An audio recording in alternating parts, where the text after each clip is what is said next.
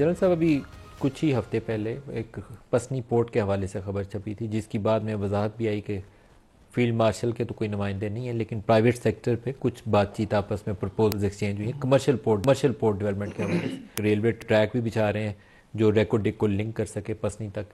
اب یہ سچویشن ایک بنتی ہے ہمارے سامنے جہاں پر آپ کمرشل اور بزنس ریلیشن شپ کو لانگ ٹرم بیسس پہ وہ بھی بنا سکتے ہیں اور وہ امریکہ کی جھولی میں بھی جا سکتے ہیں.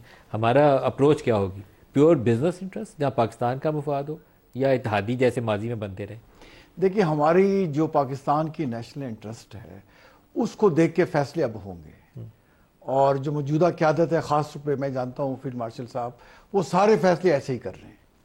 اب سی پیک میں تو دیکھیں نا الحمدللہ ہم کافی فیز ٹو لانچ ہو گیا ہے جس میں ایگریکلچر ہے, جس میں انڈسٹریز ہے, جس میں آرٹیفیشل انٹیلیجنس ہے اور جس میں جو ہے ایک نیکسٹ لیول کی جو ہماری ہے ان کے ساتھ چائنا کے ساتھ کوآپریشن سٹارٹ ہو چکی ہے.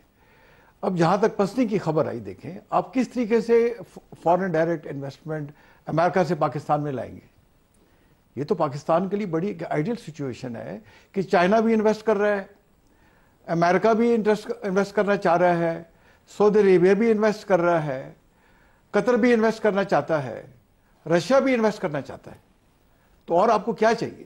بہت ہی اچھا نہیں ہوگا کہ اگر سعودی آ کے آپ کی پورٹ ڈیولپ کرنے پسنی پورٹ تو امریکہ والا ویسے ہی کہانی ختم ہو جائے گی. نہیں دیکھیں امریکہ سے انویسٹمنٹ آپ کو لینی چاہیے تاکہ دیکھیں وہ سی پیک کو انڈرمائن نہ کرے.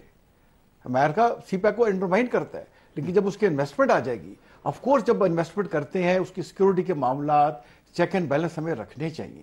اب دیکھیں جو ساری ہم بات چیت کر رہے ہیں پاکستان کی جو عزت بنی ہوئی ہے تو کیا اگر یہ امریکہ پاکستان کو اتنا فیوریبلی نہ دیکھے تو کیا انڈیا کو دیکھے پھر ہم خوش ہوں گے؟ ہم نے کرنا یہ ہے ندیم بھائی دیکھیں اتحادی بن کے نا پاکستان کا کہیں مفاد کمپرومائز نہ ہو تو پھر تو پاکستان کے لیے ون ون سچویشن ہے. لیکن مشرف دور میں یہ ہوا تھا کہ ہم نے 3 ایئر بیسز دے دی. میں جنرل شاہد عزیز صاحب کا انٹرویو کیا تو انہوں نے مجھے جیکب آباد ایئر بیس کی کہانی بتائی کہ ہم وہاں گئے تھے, انہوں نے اندر بھی انٹر نہیں ہونے دیا. He was in service general. تو وہ سچویشن نہیں ہونی چاہیے. دیکھیں ہمارا علاقہ ہے نا, ایک ایک انچ ہمیں اس کا دفاع بھی کرنا چاہیے اور ہماری کنٹرول میں بھی ہونا چاہیے. میں بالکل آپ کی بات سے اتفاق کرتا ہوں. جنرل شاہد عزیز کے ساتھ میں ایز اے میجر ان کا بریگیڈ میجر رہا ہوا. آپ بھی وہاں گئے ہوں گے پھر آپ کو بھی. اور میں ان سے ان سے ملاقاتیں ہوئی, 1-to-1 چیزیں ہیں. انہوں نے گوادر کی پورٹ ہے اور جو اس کا سمندر کا جو ہے کنارہ اور وہ اس کے بارے میں بات چیت کی تھی. آپ نے شاید وہ میرے پروگرام میں کی ہوئی ہے کہ انہوں نے ٹریک سے بختر بند گاڑیوں جی وہ نشان وغیرہ دیکھے. آپ نے بھی دیکھے وہ؟ تو میں تو خیر ان کے ساتھ نہیں گیا بٹ انہوں نے مینشن کیا. تو شاہد عزیز صاحب کے ساتھ میری بے تحاشا ملاقاتیں ہوئی اور جیسے آپ کو پتہ ہے کہ ایک بریگیڈ اور بریگیڈ میجر کا بریگیڈر کا جو تعلق ہوتا ہے میں ڈیلی بیسس پر ان کے ساتھ دیکھیں یہاں پھر آپ کو ایک ڈسٹنکشن کرنی پڑے گی نا کہ وہ والی ریلیشن نہیں ہونی چاہیے. نیچرلی دیکھیں اب جو بات چیت ہوگی پاکستان کے مفاد کو سامنے رکھ کے بات ہوگی, انسٹیٹیوشنل بات ہوگی. اب دیکھیں پیوٹن اس کا ٹرمپ کا کتنا دوست ہے, وہ ذاتی دوستی علیحدہ, اور وہ کتنی بڑی باتیں کر رہے تھے کہ میں یوکرین کی جنگ ایک دن میں بند کرا دوں گا. پیوٹن بند نہیں کر رہا بیکاز اس نیشنل انٹرسٹ کو سامنے رکھا ہوا ہے. تو مجھے اس بات کا یقین ہے کہ اس وقت ہماری جو لیڈرشپ ہے وہ قومی مفاد میں بات چیت کرے گی اور ہم نے جو غلطیاں کی جن کی نشاندہی ہو رہی ہے اس سے سیکھ کے آگے چلنا ہے. اور ایک میں صرف پوائنٹ ایڈ کرنا چاہتا ہوں کہ عوام کو سامنے رکھ کے بات چیت کرنی چاہیے اور جتنے بھی ثمرات ہیں وہ عوام تک پہنچنے چاہیے. خرم صاحب یہ جو ایگریمنٹ جو بھی آپ کی امریکہ کے ساتھ بڑھتی ہے اس میں چیزیں اگر پارلیمنٹ کے فلور کے اوپر آ جائیں تو زیادہ ٹرانسپیرنسی آ جائے گی. بالکل ٹھیک کہہ رہے ہیں, لیکن جو اہم بات میں آپ کے ناظرین کے سامنے رکھنا چاہتا ہوں وہ یہ کہ پاکستان امریکہ کے تعلقات میں جو سب سے بڑی ایک ہم تبدیلی کہہ سکتے ہیں کہ پاکستان امریکہ کے سامنے سوال ہی نہیں ہے. مثلا جو وزیر اعظم وفد بھجوایا تھا جہاں امریکہ میں بھی گئے, واشنگٹن میں ہماری سب سے بڑی طاقت یہ تھی کہ ہم امریکہ سے کوئی بجٹری سپورٹ نہیں مانگ رہے تھے, ہم اس سے کوئی ہتھیار نہیں مانگ رہے تھے, بلکہ ہم سے کچھ بھی نہیں مانگ رہے. ہم تو کہہ رہے تھے کہ آپ ہماری ڈپلومیٹک سپورٹ کریں انڈس واٹرز ٹریٹی کو بحال کرنے میں اور ہندوستان کا جو جنگی جنون ہے اس کو روکنے. اب یہ کوالٹیٹیو فرق آیا ہے پاکستان اور امریکہ کے تعلقات کہ اب ہم ان کے سامنے سوال ہی نہیں ہے. وہ جو جب آپ جنرل مشرف کا ذکر ہوا یا پیچھے 80 کی دہائی کا ذکر ہوا تب تو پاکستان ایکٹیولی $2 بلین مشرف دور میں $2 بلین رفلی لے رہا تھا امریکہ سے ایز کولیشن سپورٹ فنڈ, اور اس کے عوض سو کالڈ ہم اپنی خدمات فراہم کر رہے تھے. اب تو ہم کچھ نہیں لے رہے اور پچھلے 10 سال 11 سال ہو گئے کچھ نہیں لے رہے. تو لہٰذا اب یہ ایک زیادہ پاکستان کے لیے ڈگنیٹی والی اور وقار کی ریلیشن شپ ہے جس میں ہم امریکہ سے معاشی تعلقات چاہتے ہیں. ہم ان کے ساتھ جو ہے چاہتے ہیں کہ وہ انویسٹ بھی کریں پاکستان میں. اور یہ امریکہ کو بھی بات اس لیے جو ہے جو تبدیلی انہوں نے دیکھی ہے کہ ان کو بھی یہ معلوم ہے کہ 11 سال سے پاکستان کو کچھ نہ دینے کے باوجود پاکستان نے مارکہ حق میں اپنے سے 10 گنا بڑے دشمن کو شکست دے دی اور اس میں امریکہ کا بہت ہی منیمل رول تھا اس سارے مارکہ حق میں. تو لہٰذا ان کو بھی یہ اندازہ ہے, لہٰذا وہ بھی اب پاکستان کو عزت اور وقار کی نظر سے دیکھ رہے ہیں.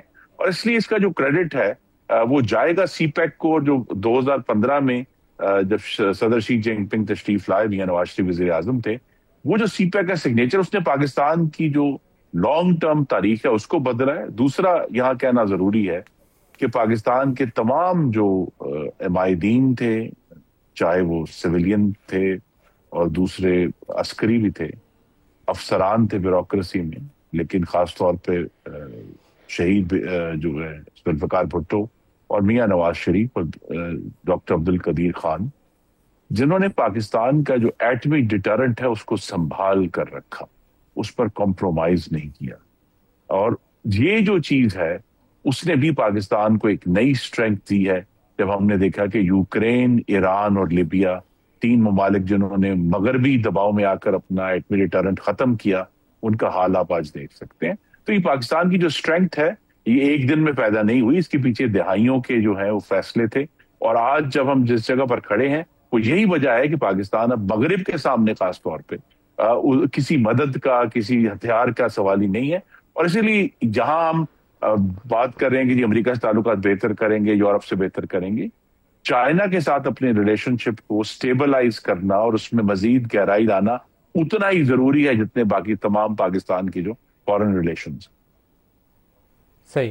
جب ولی صاحب اس وقت ایک اور بھی سچویشن ہے آپ کا ایسٹ کی سائڈ سے, صدا سے ڈے 1 سے جب سے پاکستان کا قیام ہوا, آپ کو ایک خطرہ ہے, ایک دشمن ہے جو آپ کو کوئی موقع دے گا نہیں. جب بھی اس کو موقع ملے گا وہ کوئی نہ کوئی وار کرے گا. لیکن ابھی آپ کے پاس ویسٹرن بارڈر پہ بھی اس سے زیادہ ابتری والی صورتحال ہے.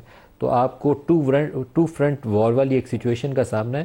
تو آپ کے لیے چیلنج اب ڈیفرنٹ ہے. آپ کو انٹرنل ہارمنی, یونٹی بھی چاہیے اور فوجیں بھی دونوں بارڈرز پہ بیک وقت تیاری کی حالت میں چاہیے. کیا اس کے لیے ہم تیاری کر رہے ہیں, اس کے اوپر غور و خوض کر رہے ہیں کہ کیسے نبٹنا ہے؟ یہ سوال آپ کو مجھے نہیں پوچھنا چاہیے ویسے ندیم ملک صاحب. یہ سوال آپ کو جو ہمارے نزدیک فارم 47 گورنمنٹ ہے ان سے پوچھنا چاہیے کہ کیا یہ جو ہمارے پہلے آپ اس کو ایڈریس کر لیں, پھر ان کی باری پہ وہ بھی جواب دیں. میں اسی لیے عرض کر رہا ہوں نا, میں تو آپ کو اپنا ویو دوں گا نا اس میں. میرے نزدیک, اور میں ترجمانی جس سیاسی جماعت کی کر رہا ہوں اس کے نزدیک تو آپ جو فرما رہے ہیں کہ قومی اتحاد ہمیں اگر چاہیے, یا آپ نے جو بھی الفاظ استعمال کیے, نیشنل یونٹی, تو اس وقت تو یہاں پہ ایک پولیٹیکل اپارٹھائیڈ کا جو ہے وہ بول بالا ہے جس کا ہم شکار ہیں اور ہر روز ہیں. کیا آزادی پرامن اور غیر مسلح اجتماع کی آزادی ہے اس ملک میں, خاص طور پہ ہم لوگوں کو, یا نہیں ہے؟ ہمیں فریڈم آف ایسوسیشن کا جو بنیادی حق جس کا وعدہ ہمارا آئین کرتا ہے وہ ہے موجود یا نہیں ہے؟ آج سے 2 دن پہلے بھی الیکشن کمیشن یہ کہہ رہی ہے کہ جی یہ نمائندے جو ہیں یہ آزاد ہیں. یہ جو خیبر پختونخوا اسمبلی میں, اس کے پیچھے موٹیو کیا تھا وہ سب کو پتہ ہے. اظہار رائے کی آزادی ہے یا نہیں ہے؟ یہاں پہ ٹرانسپیرنسی آپ کے ابھی پہ اٹھا رہے تھے, ٹرانسپیرنسی ہے کیا؟ عوام کو پوری خبر ملتی بھی ہے کہ اس ملک میں ہو کیا رہا ہے, اس ملک کے اندرونی حالات میں کیا چیلنجز ہیں, اس ملک کے ایکسٹرنل فرنٹ پہ کیا چیلنجز ہیں؟ وہ جب کوئی باہر کی خبر رسائیں ایجنسی کسی چیز کو کر دے نمایاں, اور اب تو سوشل میڈیا بھی جو ہے وہ اس پہ بھی بہرحال بہت سی پابندیاں ہیں, لیکن ہمارے ملک میں, اور وہ کچھ ایسے وہ جو پرانے طرز کے کمیونسٹ کنٹریز والا جو سسٹم ہے اس قسم کی پابندیاں بھی جو ہیں وہ ان کا سامنا رہتا ہے. تو میرے خیال میں نے آپ کو یہی عرض کیا کہ مجھے اس وقت اس قسم کی جو صورتحال ملک کی اندرونی, اور بائی دا وے ملک بین الاقوامی سطح پر بھی اس کا صحیح جو مضبوطی اور لوہا اس وقت مانا جاتا ہے جب وہ اپنے آپ کو اندر سے مضبوط کرتا ہے. اور میں ندیم ملک صاحب آپ کے پروگرام پہ پہلے بھی کہہ چکا ہوں, یہ جب وہ جو حملہ ہوا تھا जाफ़र एक्सप्रेस के ऊपर, उस दिन भी मैं आपके शो पे ही था और मैं इसी तरह की बात कर रहा था जो आज मैं कर रहा हूँ। हाफिज अब्दुल्ला साहब, सर आप क्या कहेंगे? देखिए नजीम साहब, मैं 2-3 बातें अर्ज कर रहा हूँ। मेरे दोस्त ने कहा एक ने कि आपने पसनी के बारे में सवाल उठाया। ये मेरे ख्याल में कोई आलमी नशरियाती इदारा या कोई अखबार है, फाइनेंशियल टाइम्स, उसमें आया हुआ है कि पसनी का जो बंदरगाह है ये अमेरिका को देने की पेशकश की गई है। फिर सवाल ये बनता है कि 70 मील पर ग्वादर चीन के पास और ये अमेरिका के पास, कहते हैं क्या फ़र्क पड़ता है, वो इधर इन्वेस्ट करे, चाइना ग्वादर में इन्वेस्ट करे, कोई फ़र्क नहीं पड़ता है, इससे क्या फ़र्क पड़ता है? अच्छा, इससे कोई फ़र्क नहीं पड़ता है। तो वो जो अमेरिका ने कहा कि बगराम एयरबेस मुझे दे, ट्रंप ने कहा कि मैं वहाँ से चीन को सुपरवाइज करूँगा, उनके एटमी हथियार को या एटमी मिसाइल को। तो यहाँ जो पसनी बंदरगाह पर आप अमेरिका को बिठाएंगे तो क्या वो आराम से बैठेगी? वो आपकी बात मानेगी? आपने तो 9/11 के बाद शमसी एयरबेस भी दिया, जैकबाबाद भी दिया, वो आपकी बात मानने के लिए तैयार ही नहीं थे। आपने ज़मीन भी दी, आपने फ़िज़ा भी दिया, आपने समंदर भी हवाले किया। आपके 1 लाख लाशें गिरी, 150 अरब डॉलर नुकसान हुआ। फ़ायदा मुझे बताइए, आपको फ़ायदा क्या हुआ? नहीं है, आपके पास कोई फ़ायदा नहीं है। दूसरी बात खुर्रम भाई ने की, डॉक्टर कजीर की बात की, तो कहा डॉक्टर कजीर को कितनी इज़्ज़त मिली, कितनी बेतौकीरी उसकी की गई, कितनी तजलील उसकी हुई, उसको गद्दार डिक्लेयर किया गया और उसकी कुर्बानी क्या थी। और आपने भुट्टो की बात की, भुट्टो ने आगाज़ रखा एटम बम का। हेनरी किसिंजर ने क्या कहा कि मैं बहशत दोस्त, आपके बहशत दुश्मन इतना ख़तरनाक नहीं हूँ जितना बहशत दोस्त ख़तरनाक हूँ। तो लिहाजा अमेरिका की दोस्ती हमारे लिए ख़तरे की गिनती है या क्या है ये? तो लिहाजा, और फिर नवाज शरीफ को आप देखिए, जब एटमी धमाके हुए उसके बाद फ़ौरन क्या हुआ उसके साथ। देखिए, ये एक तारीख़ है हमारे सामने। आपने रिकॉर्डिंग का जिक्र किया, आप मुझे बताइए आप बलूचिस्तान को क्या दे रहे हैं रिकॉर्डिंग में से? डालबंदीन में सैतादिक भी सोना का एक बहुत बड़ा ज़ख़ीरा है, उसमें से आप बलूचिस्तान को क्या दे रहे हैं? न बलूचिस्तान को पता है, न मकामी लोगों को पता है। आप खैबर पख्तूनख्वा में जो मादनियात निकाल रहे हैं वो अमेरिका को आप कितने दे रहे हैं, दिगर को आप कितने दे रहे हैं, और उधर आप कितने दे रहे हैं?